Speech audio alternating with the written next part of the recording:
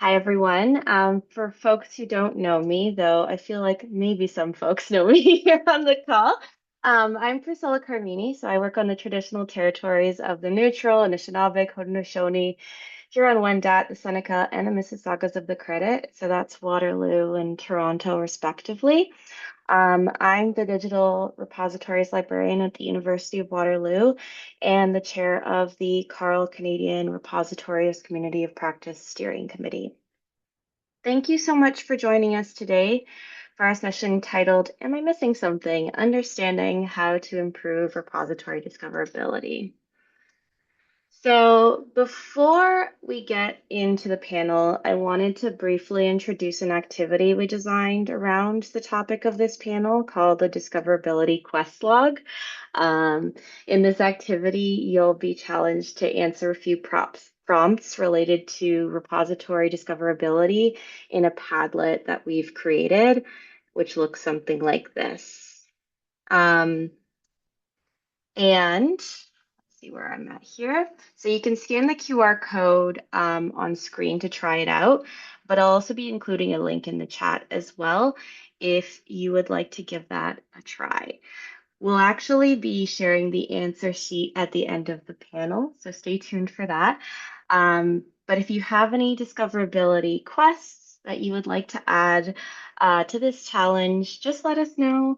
You can send me a personal message, and I will happily add it to our list of quests for the day.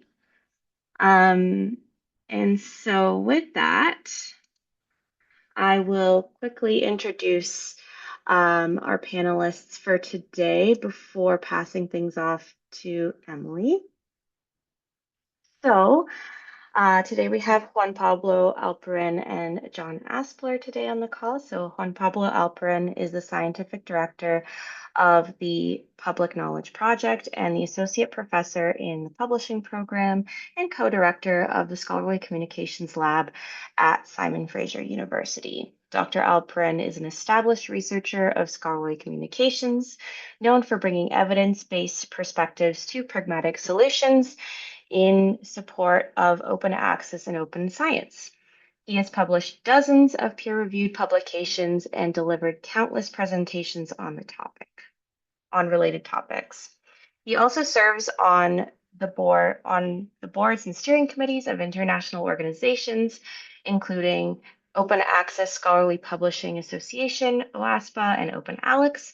His work focuses on making scholarly communication more equitable and inclusive and publicly engaging, particularly across Latin America and the Global South. So, and then we have John Aspler, who is the manager of the Canadian Persistent Identifier Program at the Canadian Research Knowledge Network. And he has led Canada's PID program, including the development and implementation of a national PID strategy for the last 6 years. In this role, he has facilitated numerous international collaborations, pushing forward PIDs in systems used globally, and he currently sits on the DataCite board of directors. In 2021, he graduated from McGill with a PhD in neuroscience, where his passion for public science literacy has led him to work on projects about neuroscience in the news.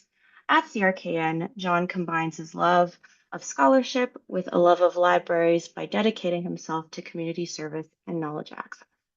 They're two very wonderful folks to talk to us today about this. So thank you both so much for joining us today. I will pass things along to Emily now to facilitate our panel. Thank you, Emily. Hi, everybody. Thanks so much, Priscilla, for the introduction, and thank you, John and Juan, for being here with us today. So we've got 4 questions. We're probably going to try for about 40 minutes of conversation and then some time for questions from folks at the end. So we'll see how that goes. I'll try to help keep us on track, but we're just going to, sorry, I'm Emily Hopkins. Hi, I'm here at the University of Saskatchewan, Treaty 6 in the homeland of the Métis. I'm also part of the Carl Repositories group, and I also chair the PKP Technical Committee. So very happy to be here today. So yeah, question one. I don't know. Everybody make sure you can see our panelists too. I guess you can adjust your gallery or whatever as you see fit. So question one, if you can just share a bit about how your projects are part of the larger scholarly communications ecosystem, and then how do you see repositories fitting into this context, if you do? Juan, do you want to start? Sure. Yeah, I'd be happy to. So, yeah, first of all, thank you for the invitation. I always love the chance to speak to Canadian colleagues and especially the Canadian Library community, which has not only been like our colleagues and strong partners in this efforts that we've done as part of what we do at the Public Knowledge Project, but also always such a delight to work with. And Emily, as you know, always thanks for the work that you do in support as the chair of the technical committee at PKP. So it's great to be able to give back in some way by at least sharing some of the things that we do. So thank you very much Thank you. for having me here. Um, so I mean, I think within the library community, I think the work of the Public Knowledge Project is fairly well known. I'll sort of talk about it a little bit in the providing some of the bits about what PKP does that might not be necessarily front and center for most folks. I think everyone knows very well that around the development of open journal systems, many of your libraries around Canada are running library publishing programs or providing supports for it and themselves. Many of the libraries are actually members of PKP and contribute financially to the work that we do. And so I think OJS is sort of the piece that I almost don't need to speak about very much, but I'll say just a couple of things about it because I think that, I think all understand how it fits into the Canadian publishing landscape very well. I think probably some of you can describe how it fits into the Canadian publishing landscape better than I could because you're really embedded in it in that practical way, working with some of the journals and the researchers that are putting together the journals, whereas I'm kind of operating a bit from like taking a bird's eye view, and you're all more in the thick of it. But to explain that on the part of the software and the journal publishing, there's a couple of elements that I think are essential to point out into if we want to speak about the larger ecosystem. The first is that the use of OJS has been growing at, I would almost say, alarming rate. And I say that because even though it always makes us proud to see it grow, we get to see the thrill of seeing that people are able to put their scholarship out there. It is also understanding that so much of the growth that is happening in scholarly publishing is happening directly using open journal systems. And this, I would say, and this growth has been primarily in the global south. We are now up to what we estimate to be 58,000 journals using OJS. And so if you saw me give a presentation not that long ago, I would have said it was under 50,000. And if you saw me give a presentation 2 years ago, I would have said it was 30,000. And if you saw me give it, like it's just been growing and growing. 40% of those journals are in Indonesia. About 70% of them are in what we might call the global south. And so to understand that part of what OJS is doing is creating a possibility for everyone that's wanting to put their scholarship out there to be able to do so, and importantly, to be able to do so in ways that integrate into the larger scholarly system in terms of thinking about it as the larger literature. Because while with today's technologies on the web, putting stuff and getting journal kind of organized and putting PDFs on the web and putting the content online is simple, making sure that it plays nicely with all of the other pieces and making sure that it integrates well is probably the core function that we do on the technical side. And in that sense, and we'll get to it when we get to the other questions around discoverability. And so I won't preview too much there, but to say that it really has been creating that platform for having those that want to put their scholarship online in whatever forms to be able to do so in ways that integrate into the larger sphere. And I think this has, as we titled in one of the papers that we published a few years ago, is helping to recalibrate what we consider scholarly publishing to be on a global scale. And I think that's that function of beyond providing the actual technologies, we are now at a scale and we're able to collect that data and understand that landscape and we're able to describe it.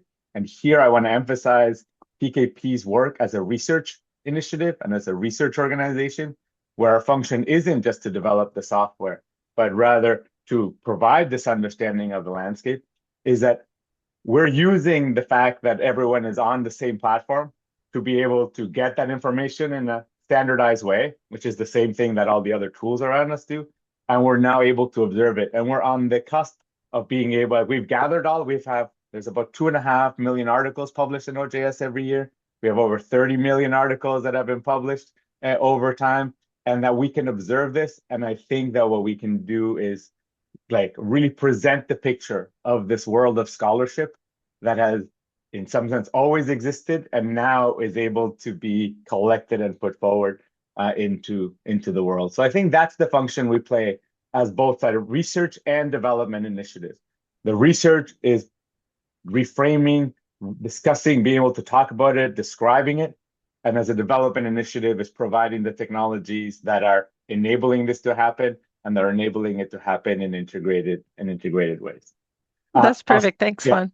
I was just yeah. going to cut you off there just to Now, make sure now we get I'm time done. for all the I'm questions. done. Thank I'm you. done. That was just my excitement that I needed No, to get that's out. great. I appreciate it. Thank you. Yeah. John, did you want to chat a bit about how ORCID or other projects you're involved with sort of are part of this larger ecosystem and relate to repositories? Yeah, absolutely. So, the persistent identifier program that I run focuses on the Canadian context, of course, and supports Canadian institutions around the country, but it's working necessarily in this international metadata space. A lot of what Juan said really resonates with how I think we approach things. Although CRKN itself is focused on the Canadian Research Library community, the PID program is necessarily international. We're working with ORCID directly, we're working with DataCite directly, and we have good relationships with, all of the other major PID providing agencies and lots of other agencies around the world, like the Australian Research Data Commons, which has developed the Research Activity Identifier, a PID for projects most recently. So, it's sort of in some ways, it's kind of a difficult question because it just is part of scholarly communications. PIDs are foundational to, essential to. Obviously, there are many nuances about where they work and where they don't work and what might be most effective. Local identifiers, global identifiers, decentralized, centralized, all of those nuances, I think, are really rich conversations to be having. And certainly when we're talking about repositories and the relationship among persistent identifiers, again, it's just, I'm sure you all know Mike Nyson. He always says that PIDs are in the water. PIDs are just in the water. They're in the pipes. They are the pipes. And that's sort of how this all works. When we're talking about repositories, especially in Canada, we're talking about international open source repositories most of the time. We're talking about DSpace, for example. That is, of course, there's the Scalaris platform, which I'm sure many of you are at institutions that have migrated to Scalaris. Even if you haven't, you're more than likely using DSpace. We know there are plenty of you using ePrints and Islandora, but the vast majority are on DSpace, and that is what we're focused on in the PID space, at least in terms of the PID program, how we support all these DSpace platforms. And when it comes to a lot of the tools, I was seeing in the Discovery Quest or whatever, like OpenAlex would not exist if PIDs did not exist. It is built on top of connecting DOIs and ROAR, and more recently DOIs from DataCite and elements of ORCID and a variety of other things. So I feel like it's probably worth just ending it there. They just are. Great. Yeah. No, and I think that's a great point about it enabling all of these things. So often people want to build a new platform, but so much of the technology is already there. It's just the consistency of the implementation. For this next question, maybe John, you can start this time, and then we'll just keep going back and forth. So this one is, what is the relationship between discoverability and equity? And if you can give us an example from your work, maybe just to help illustrate this point. Thank you. Yeah, no problem. So there's a lot of different angles on this. Obviously, in Canada, one of the more relevant angles would be sort of the ability to access or engage with content in French, or in particular, the discoverability of Francophone content. When it comes to persistent identifiers, the vast majority of the major international ones have been developed by Anglophone organizations. So they are principally developed by English speakers. They are supported in English. Part of the value of the way that we work in at least the consortial spaces when it comes to ORCID Canada, DataCite Canada, the reason that ORCID and DataCite have these international consortial models is to provide support in regionally appropriate, politically sensitive, and linguistically appropriate contexts.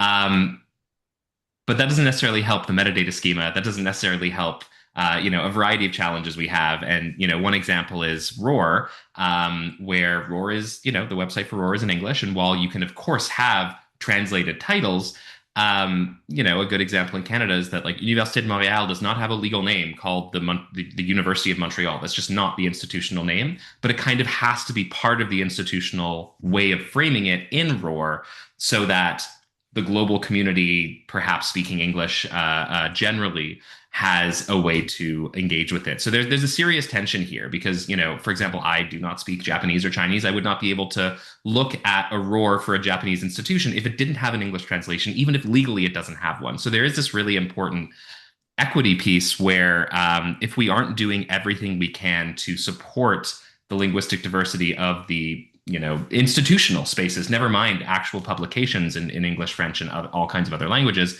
then this issue of discovery becomes something that really is focused on English systems. And so,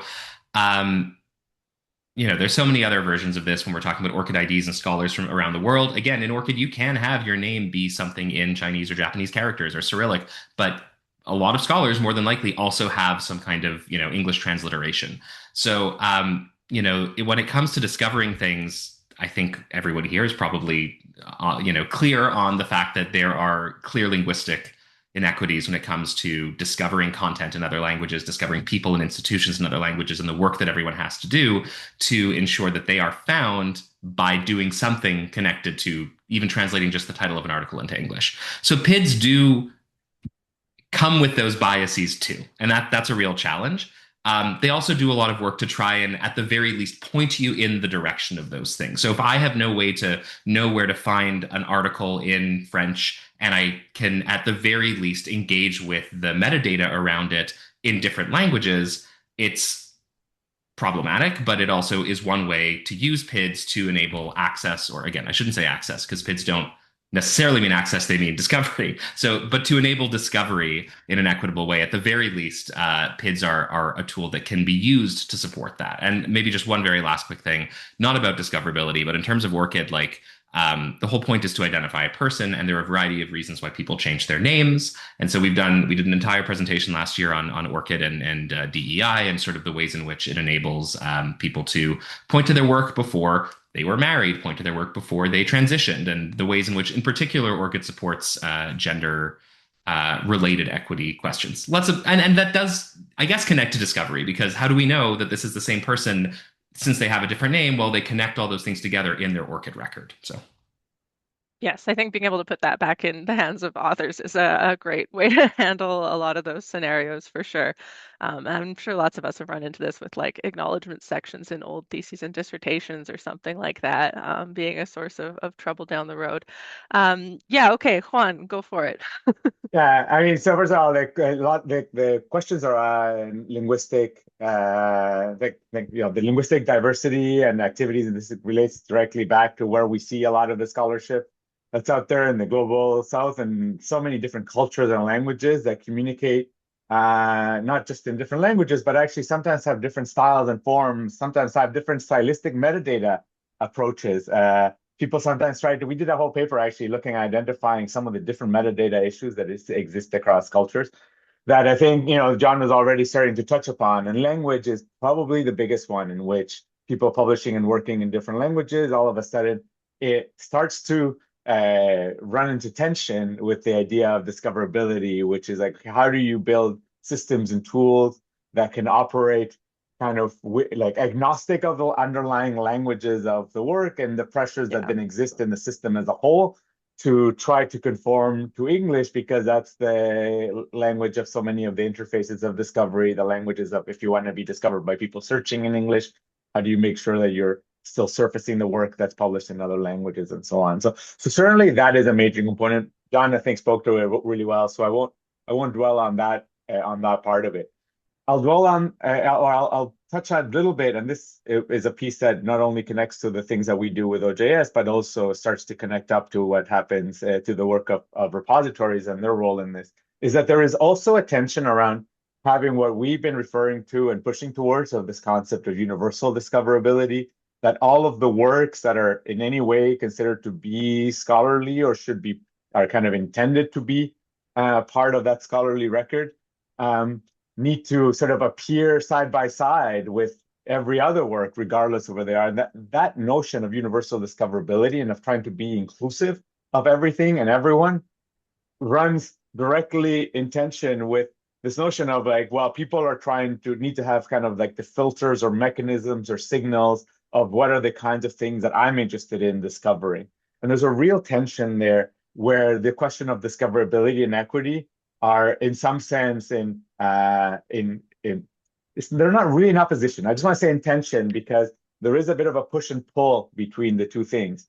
That on the search, when you're searching and you're trying to discover words, you actually need also some guidance to help you narrow in, but also we want that you're narrowing in after having considered everything that's possible that's out there. And that becomes a real, like on the technical level, it becomes a real challenge to fulfill both of those requirements from the like producers or the content side and the searcher, the person trying to discover side of things.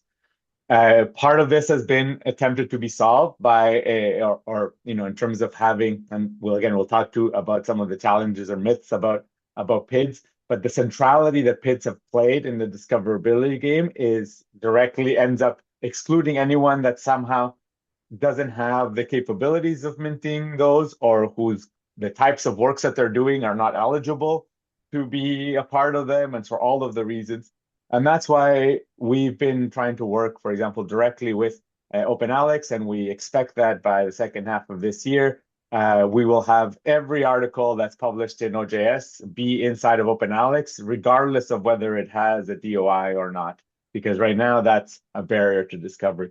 So those things, that's the relationship, to speak about it broadly, to say that it then materializes in the practicalities of how do you build systems that are inclusive, but that still allow for the kind of searching and discoverability and mixing and using the metadata standards.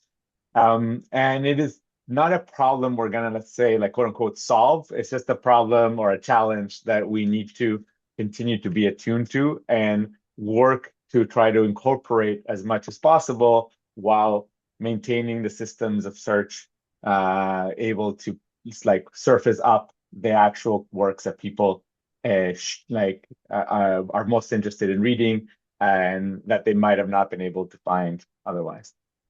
Yeah, that makes a lot of sense. I know talking to people about like OpenAlex versus coverage for other databases and like what new things get exposed versus what like they were hoping to have exposed and stuff like that. Like there's sort of some tension there for sure.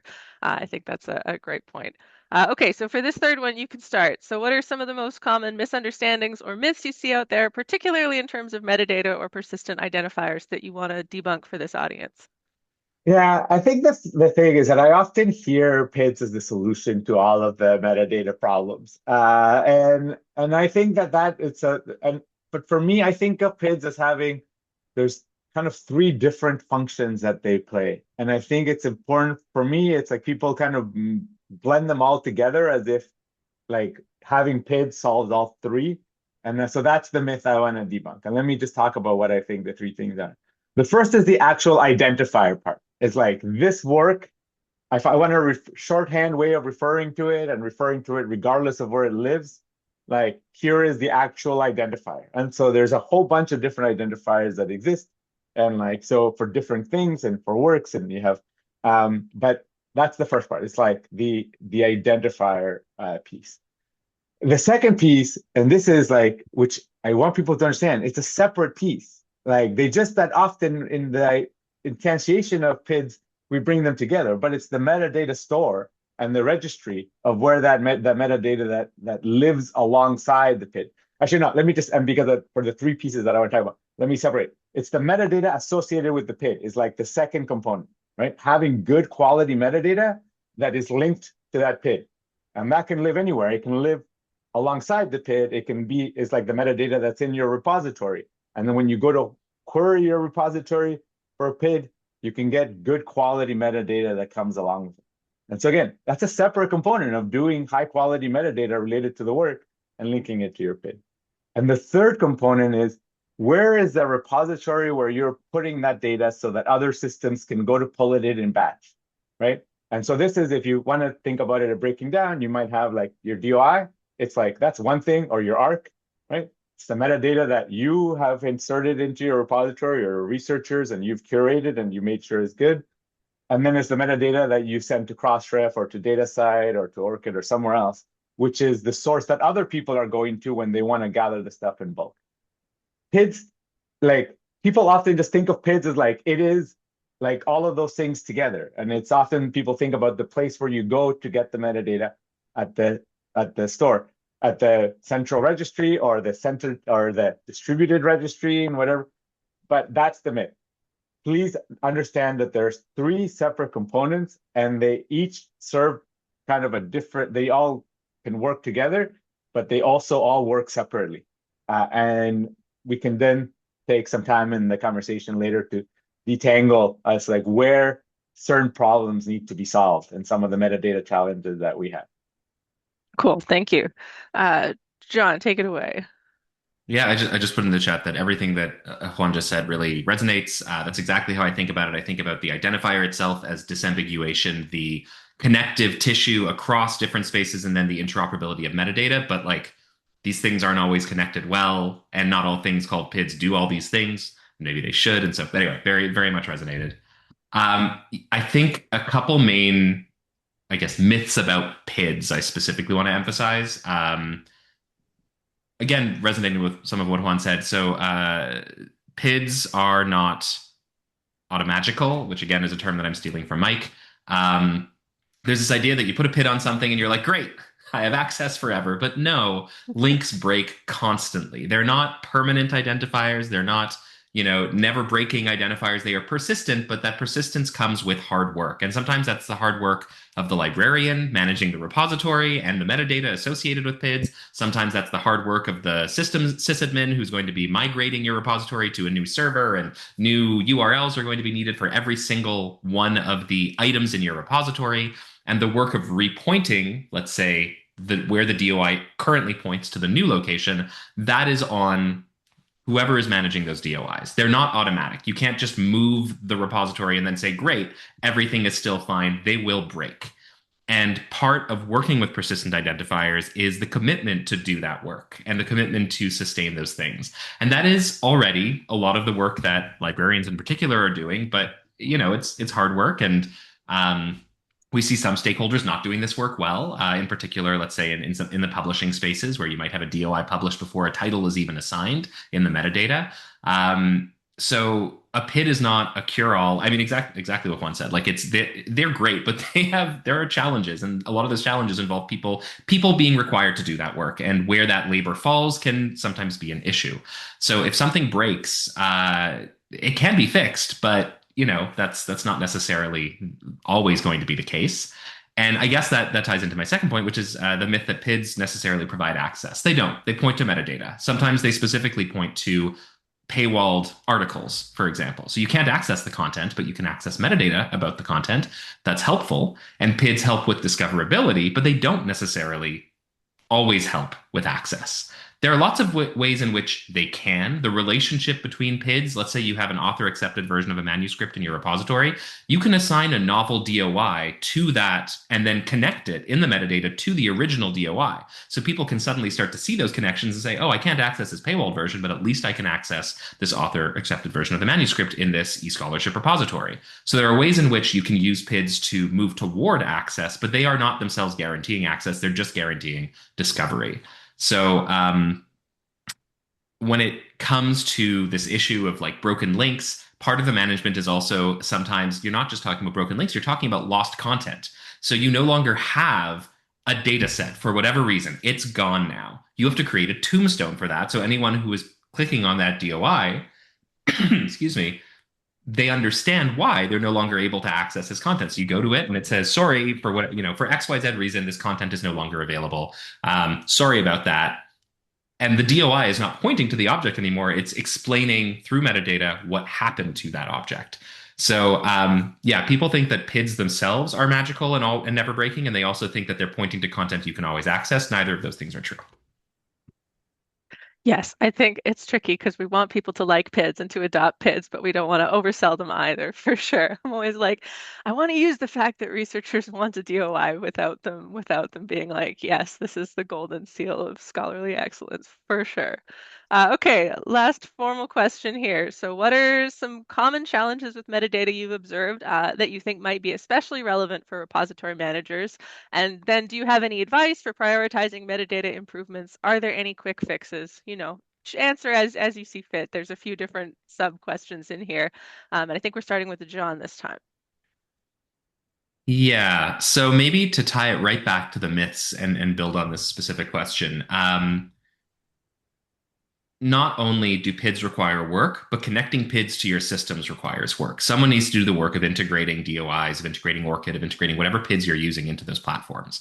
And even if you do the work of, say, integrating ORCID, integrating a DataSite's API, not every platform has the same level of sophistication. So you might be dealing with fields and metadata in different ways. It's not enough to say there's a DataSite integration if that platform is still only using Schema 4.1 and DataSite's on Schema 4.7, and it's not connecting and managing crosswalks effectively. There's a lot of work that goes into integration and maintaining and updating those integrations. So there are folks who will use an integration but still have to smooth the metadata in some way because, for example, at end of last year, ORCID introduced significantly updated work types to better reflect social science and humanities works. So for years, people who were importing stuff from ORCID might just have a work type other, and that's it. But now it is actually in ORCID a different work type. And maybe the repository manager was smoothing that data to say, okay, it's clearly not other, it's an artistic output of some sort, and you had your own repository tags and stuff.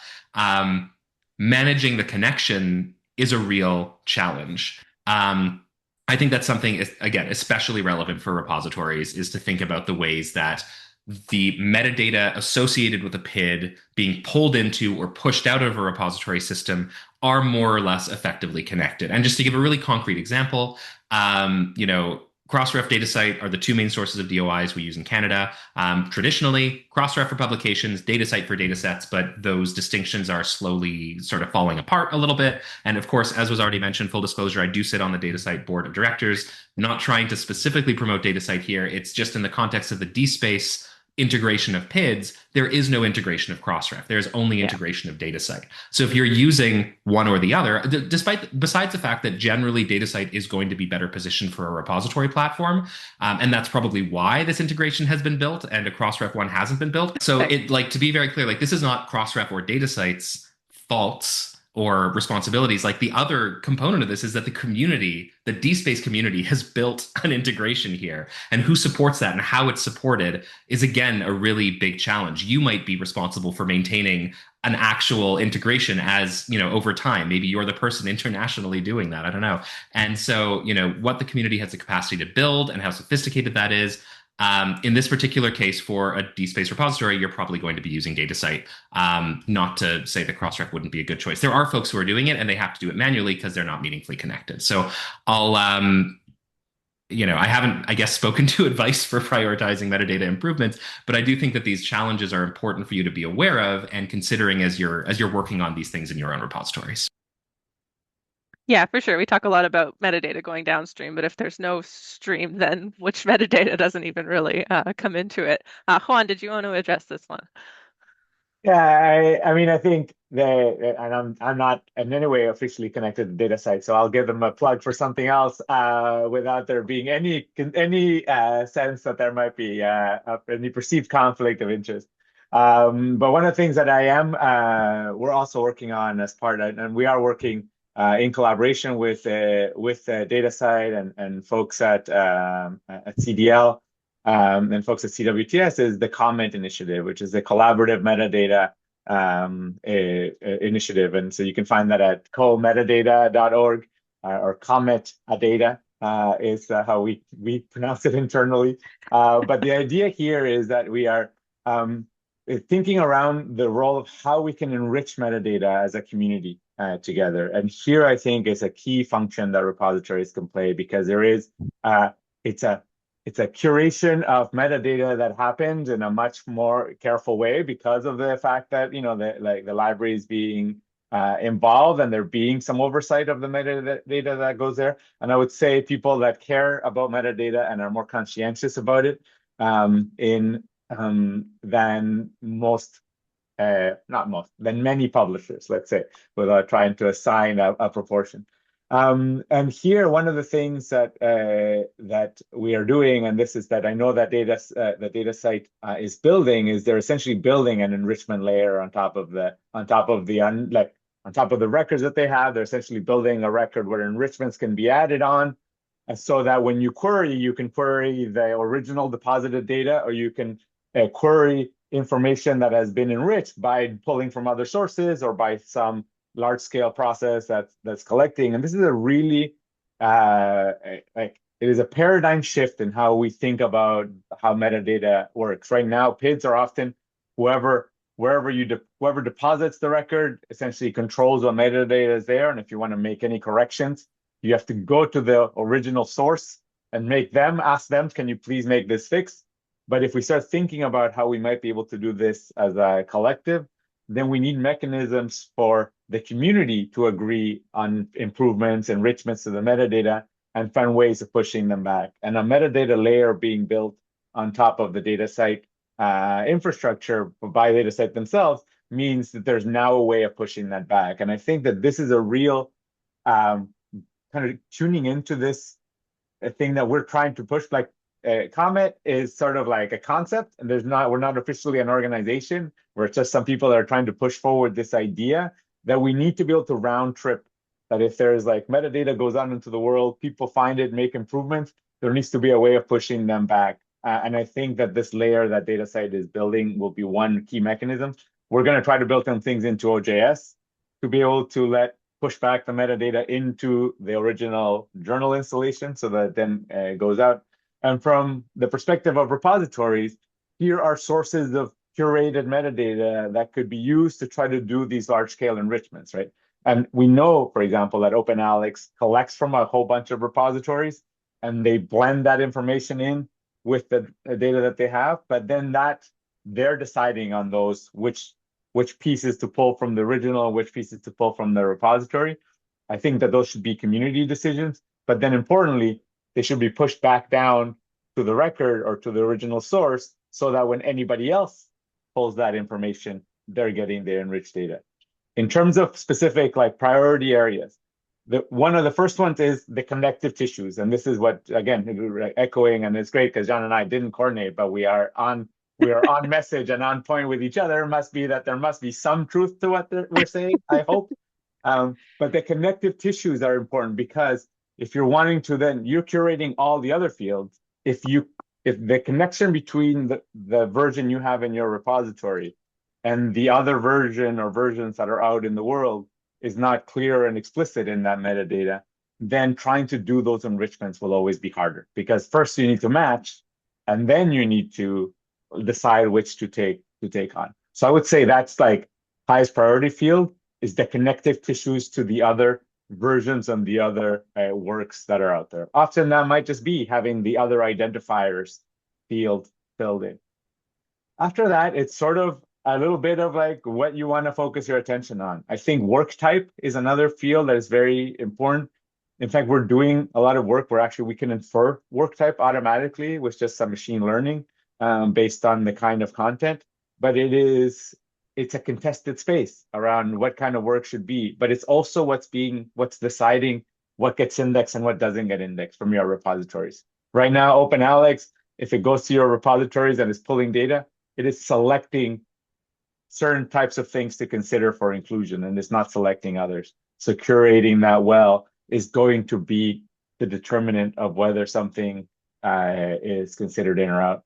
And then after that, just do all of the other fields. But in terms of priority, that's for me, connective bits, work type, and then work your way out to whatever you have the energy to curate. That's great. Thank you. And I think that emphasis on like ways to bring local work and community input back to everyone is such a huge piece of this that often, we get the larger thing and then we fix it for ourselves, but there's no way to share that with people or that sort of thing. So we made it through our questions, which is great. I wrote down a bunch more questions, but I also want to make sure that folks who are here have a chance to share questions. So please feel free to drop them. And yes, I should have said thank you for mentioning Comet. I was hoping you would. I was going to make you do it if you didn't, so thank you. I can also How talk, do I could have talked about Comet the whole time also. I'm very excited about what we're doing there and what we're trying to promote. Yeah, for sure. I think it's a great if people here, I dropped the link to the Comet site, so if you want to find out more about that, you can go there. Okay, while people mull their questions over. I wanted to ask you to follow up a little bit on this idea of like, it's a little bit like what you were talking about in terms of Open Alex deciding what to include, and a little bit in terms of like who can get DOIs and who can't, and just sort of if you wanted to expand a bit on like what are the factors there that we need to be aware of, and then we'll go to this question in the chat. Yeah, I mean, I think that this has been a contested question. Like in the work that I've done in Latin America, people have like the challenges around having to pay for having a DOI has been something that has been raised by the community for forever. I think we've seen DataCite and Crossref and ORCID try to make their models more inclusive to greater and lesser degrees, and I think to mostly to lesser success, I would say all of them. But the idea, like I think there is some recognition that something is needed, but the challenges of saying like you need to have these things that you need to pay to access to be included Yeah, is a fundamentally flawed model. We need to be thinking about as an ecosystem, how do like we're all invested in actually having access to discover everything, like having discoverability of everything. So why are we only paying for ourselves in terms of trying to pay to support the ecosystem? It's the same challenge we have around supporting all of the infrastructures. yeah, But the models chosen by the PID providers, I think, often is not the amount of dollars that it costs. It's actually the administrative burdens for certain institutions to be able to like become members and send money yeah, and pay irregular bills depending on the number of deposits that become barriers. But it is right now something that's restricting. It's why I'm also excited that we've managed to connect with Open Alex and we are building an API for them to be able to index everything in OJS, regardless of PIDs. It is what we can do from the PKP side for our community to yeah. say we'll remove that barrier. You shouldn't need to be paying to be included. That makes sense for sure. I'm going to jump to this Yeah. question in the chat if Oh, that's sorry. okay. John, did you want to add something? Sorry. Yeah, Please no, do. no, very, Yeah. very briefly. Okay. So what one of the so yeah, it's a real challenge, no question, Yeah. because this is a global tool. We are a national, for example, we're running national consortia. So the only real way that we are able to at this stage contribute back to the global community is by focusing on those open source integrations. So a great example is PKP, CRKN, and a number of other organizations, Scielo, Lyrasis, working together on the integration that PKP has in OJS for ORCID, where back in like 2018, 2019, it wasn't working for a variety of reasons. And we were able to get everyone to the table and work together. And there's not just a member API version of this integration, there's a public API version. So even if you're not a member, there are certain parts of discoverability that you can support. So as long as you have access to OJS and as long as you can like just turn on the public API version of this integration, you don't need a membership to engage. And that is because of international and national collaborations for the greater good of the global community. So same thing, DSpace being our focus here. It's also what's largely used in the global south in a variety of places. The more we can do to improve PIDs and DSpace here, regardless of barriers to access, at the very least, we can contribute back to the way that these tools engage with PIDs. And maybe there are more ways that we can make them support various things that don't cost things. Crossref's model, they have a sponsorship model where an entity can become a sponsorship partner and then like pay for other institutions. And of course, we have that in some small ways here and there across Canada, but there isn't necessarily an international approach to do that. And there probably should be. And I don't know where to start that, but I think that would be a very good way to engage with that exact problem. Yeah, for sure. And I think that broader point about like even if fees are small, the administrative geopolitical side of paying for stuff can often be really challenging, for sure. I wanted to get to this question from the chat. Do you foresee a different issue emerging in the future where repositories become too discoverable, e.g. by AI bots, potentially leading to issues such as slower performance or skewed stats? If so, how do you propose balancing these concerns with the need for repositories to remain reliably discoverable within the scholarly ecosystem? I don't know who Cool. wants to bite. Easy question there, Catherine. Yeah, I don't know, John. I almost want to give someone else a chance to have a crack at it first, but otherwise, I can say a couple words about it. There isn't really a great answer to this question, I don't think, right now.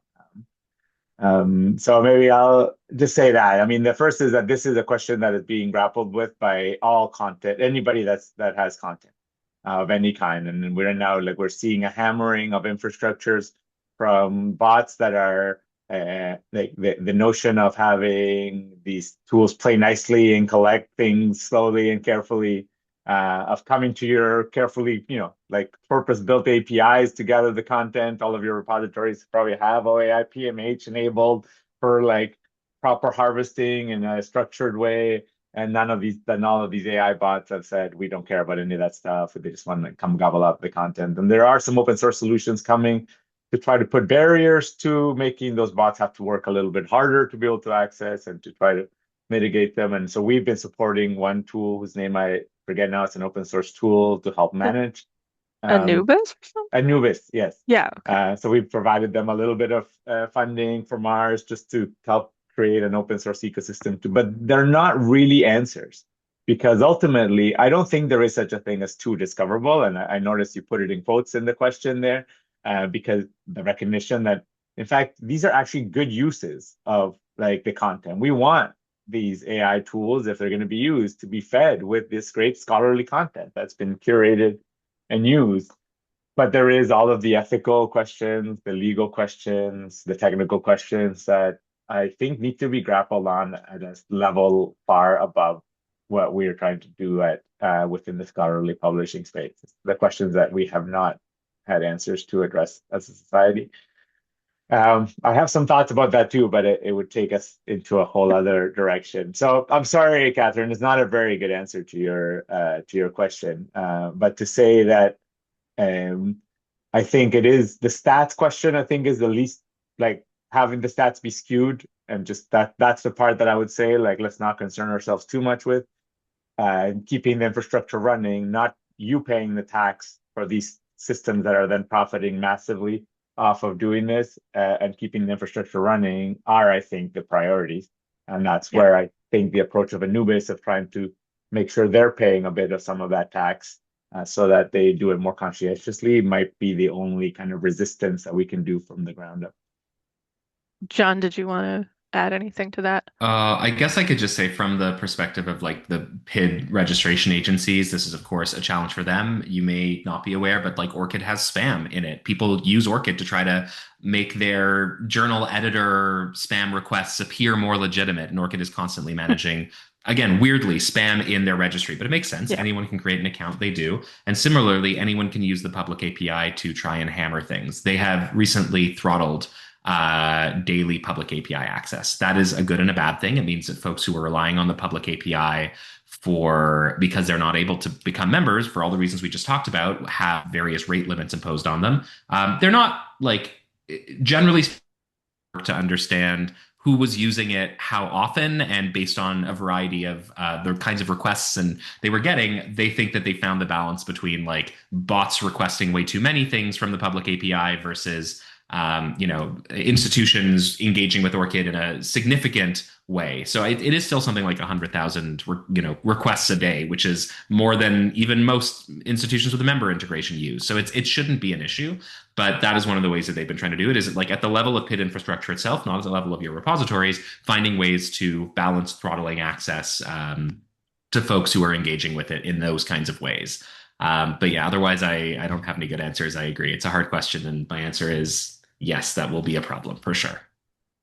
I wonder, just a quick sort of follow up on this. I've talked with people about this a bit in terms of like open access and like the things that we do to try to prevent bad faith actors from accessing stuff are basically only going to shut it down for the people that we want to access stuff, right? Like there's a lot of like we could hide it or share it in a more difficult format, but the people who don't care essentially. And I wondered if you know or have anyone looking into this, like these sorts of improvements to discoverability, like OA IPMH and making sure all the endpoints and crosswalks are working. Do the bots care? Does that matter, or is this sort of specific stuff still mostly helping our end of things? I don't know.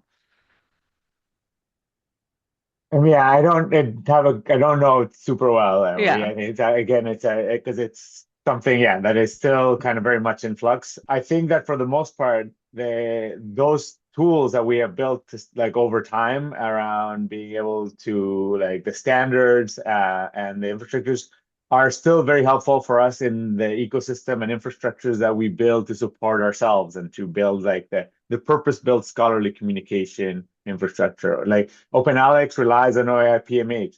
We use the OAI-PMH Yeah. interfaces of the OJS installations for us to be able to harvest that information in a structured way, where we know what to expect. But also now the technologies around how like being able to scrape and pull stuff from the web and machine learning and not just the LLMs, but machine learning more broadly, and LLMs in particular are very good at parsing out the content and separating it out. And so we are seeing more and more of like that the technology has evolved to a point where we can do a lot of the things that we needed to purpose built for with just standard tools that are available for everyone. And so I still think it's worthwhile for us to continue to build those infrastructures because otherwise we're going to just be reliant. It's about a self-reliance and about self-governance of these mechanisms. And so even though it might be tempting to just offload it to some standard commercial tools that can just index the web more broadly and pull these things, I think it is still worthwhile. And these efforts that we've been putting in over decades to build this stuff, it's what gives us like a sovereignty over these works in a way that we are gonna lose if we just abdicate the space and say, well, we don't need to worry about these standards and making sure that we have structured ways of collecting and sharing our data. And that's the best I can do there. Yeah, for sure. Thank you. I don't see any more questions in the chat. If anyone wants to throw in one last quick one, just taking a look. I'm going to share the discoverability log again too, if you haven't had a chance to try those. I've seen lots of folks adding their identifiers during the talk, which is great. So thank you for that. We'll share that again on Mattermost later. But if there's no more questions, I just wanted to thank you both again for joining us today. I really appreciate it. And we'll share this for everyone on Carl's YouTube channel as well. So if you have colleagues who missed out, they can catch up. Priscilla, did you want to say anything? I do have a few kind of closing Okay, notes. great.